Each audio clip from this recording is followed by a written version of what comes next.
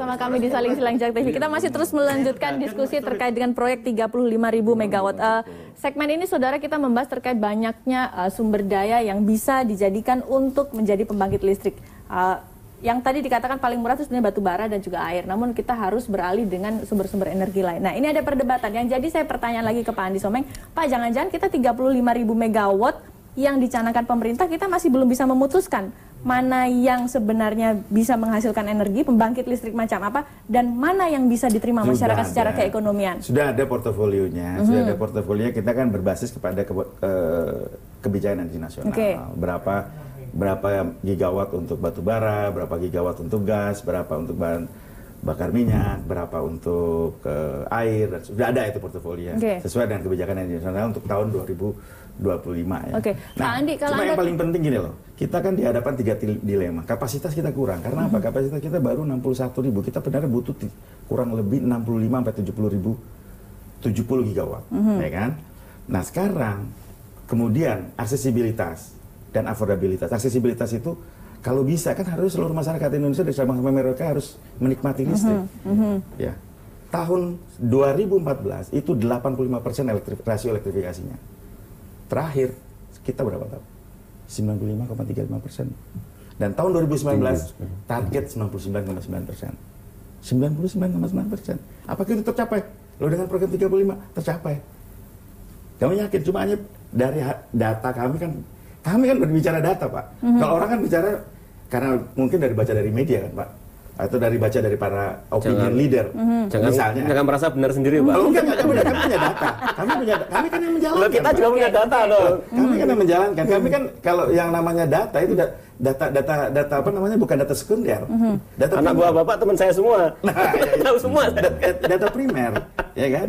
Nah, di PLN dan sebagainya. Jadi kita target sekarang udah 95, itu 2%. Kalau kita katakanlah setiap tahun ada kenaikan pelanggan 1 juta, 2 juta, ya kan? Sekarang kan tadinya kita target tahun 2017 itu 92,75% rasio elektrifikasi. Tapi kan realisasinya 95,35. Tahun ini kita menarget 97,5. Nah, kita harapkan itu bisa mencapai 98%. Tapi itu bisa dicapai kalau dari penambahan kemarin aja udah berapa juta tuh? 3 juta rata-rata per tahun. Pak Andi punya rasa optimisme terhadap supply bahwa ini bisa dioperasikan, bisa dinikmati masyarakat. Tapi apakah itu nanti secara keekonomian harga masyarakat bisa masuk? Kan harga di pack sekarang ini. Itu nanti tidak membebani nggak? Tidak ada.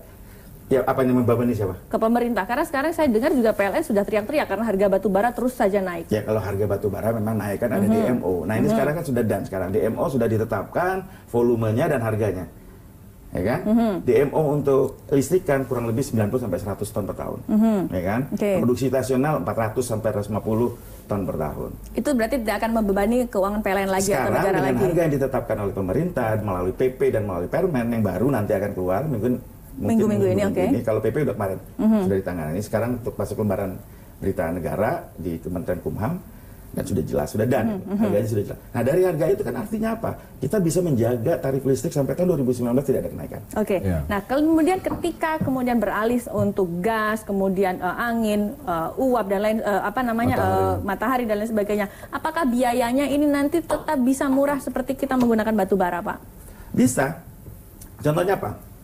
Untuk usulan dari Sidrap itu kan kenapa dia emang karena initial cost-nya tinggi, Pak, Mbak Ratna ya. Karena di Sidrap itu sekarang kurang lebih 10 sampai 11 sen per kWh dari angin ya. Karena dia dulu capex-nya, capital expenditure-nya itu banyak. Dia ikut membangun jembatan, ikut membangun pelabuhan untuk mengangkut tiang-tiang yang besar-besar itu, kemudian perjalanan dan sebagainya. Nah, dia mengusulkan ekspansi yang kedua dengan harga 6, berapa gitu sen per kWh. Tapi kami pemerintah masih tetap ingin kalau bisa lebih turun lagi, hampir sama dengan harga di Jawa. Artinya kan bisa. Baik. Saya ke Pak Duram. Anda optimis Pak dengan hitung-hitungannya Pak Andi ini, artinya 35.000 itu jangan tidak membebani keuangan negara ke depannya? Masalahnya itu berapa hari yang lalu saya baca ada berita keterangan dari Dirut PLN sendiri dalam koran nasional tapi berbahasa Inggris. Itu penjualan listrik PLN sekarang itu ada 40% yang tidak digunakan. Apa yang terjadi, Pak? Jadi ada grafiknya. Tahun lalu itu masih 216 terawatt, jadi 1000 gigawatt hour. Tera. Ya, 216.000 gigawatt hour. Sekarang sampai per Agustus 2016 itu turun ke 146, turun 30% penjualan listriknya PLN itu. Apa faktor-faktor apa yang Bagaimana nggak terganggu keuangan PLN? Ya, Kan begitu. sederhana itu Pak. Mungkin Pak, kalau memang ada datanya silakan ke saya Pak, mungkin saya cocokin Pak. Ada, kalau nanti saya WA Pak. Boleh. Kalau ada nomor. Saya kadang sangat seperti itu. Sekarang rata-rata pertumbuhan 4% loh Pak. 4% kita, hanya 4%. Emang pernah yang sampai 3,1, disampaikan waktu di dalam rapat dengan pendapat atau rapat kerja dengan Menteri, Pak Catur pun menanyakan kenapa turun. Itu memang pada saat itu pada tahun 2017 bulan Mei Juni itu memang hanya pertumbuhannya hanya 2% Pak. Tapi begitu bulan September, Oktober itu naik lagi 7%. Nah kemudian dari rata-rata 1 tahun itu 4%. Oke, baik. Saya ke Pak Catur. Jadi saya agak bingung juga kalau baca mungkin koran itu juga harus hati-hati juga Pak membaca Pak dari Catur, sebagai apa yang kemudian acuan ya. harus bisa dilakukan pemerintah agar 35.000 megawatt proyek ambisius ini nantinya belakangan tidak kemudian membebani masyarakat? Ada wacana jangan sampai harga listrik ini naik. Tapi di satu sisi, ini kan biaya produksinya bukan wacana. apa Pak?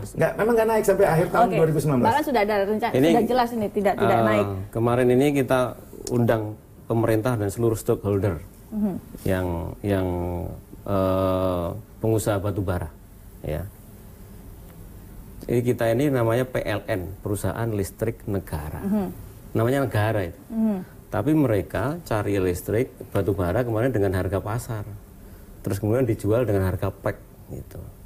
Maka kita minta kepada pemerintah dan menteri, kepada seluruh stakeholder, seluruh pengusaha supaya betul-betul diperhatikan PLN itu harus diberi privilege penggunaan sumber daya alam kita. Sehingga listrik itu bisa terjangkau. Maka dengan keputusan Komisi 7 nanti kemudian ditindaklanjuti oleh pemerintah dengan peraturan pemerintah itu bisa menjamin harga tidak naik. Itu makanya jadi pemerintah itu harus rela mengurangi devisa kecil, tapi listriknya bisa terjangkau. Ini bisa menjadi pendorong ekonomi, bisa menggerakkan roda ekonomi kita. Tidak hanya batu bara, gas juga begitu, dan lain-lain sumber daya alam kita. Jadi energi itu untuk prime mover ekonomi, bukan hanya dijual mentah gitu. Nah ini yang pertama ya. Kedua, untuk antisipasi dari, jadi 35.000 megawatt itu kan pertumbuhan yang diperkirakan 7% ya, 6.500 kali 5 gitu kira-kira, kemudian 35.000 megawatt gitu. Kalau itu semua dijalankan, maka sekarang ini udah 14.000 ya, karena ini tahun ketiga itu cita-cita awalnya, karena yang awal-awal itu pakai pembangkit yang cepat-cepat gitu, yang 8 bulan, 1 tahun gitu. Tapi ternyata kan melambat gitu. Maka ya kita jalankan aja, betul ini kita jalankan saja.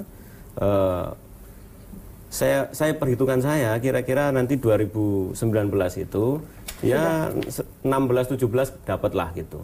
Dan itu pun bisa terserap gitu. Ya kalau itu kerja keras bisa dapat. 20 lebih Pak.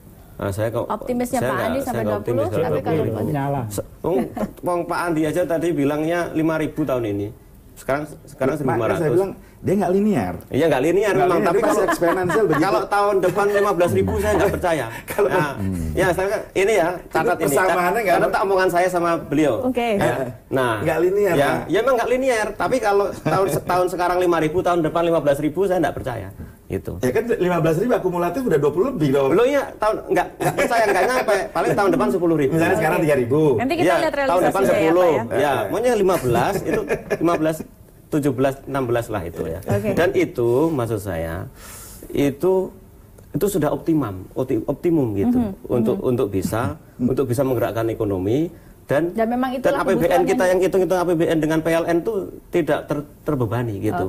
Maka PLN itu ada program kan, ini tambah daya rumahnya Mbak Retno gitu kan. Itu dalam rangka itu, dalam rangka menaikkan konsumsi. Iya, kalau dulu tuh ditekan-tekan, jangan nambah-nambah, sekarang ditambah. Oke, Karena baik. kapasitasnya kan Pak. emang rendah. Kapasitasnya. Tambah Gitu. daya paksa. Nanti kita akan mendengarkan opini dari Pak Benny Pasaribu.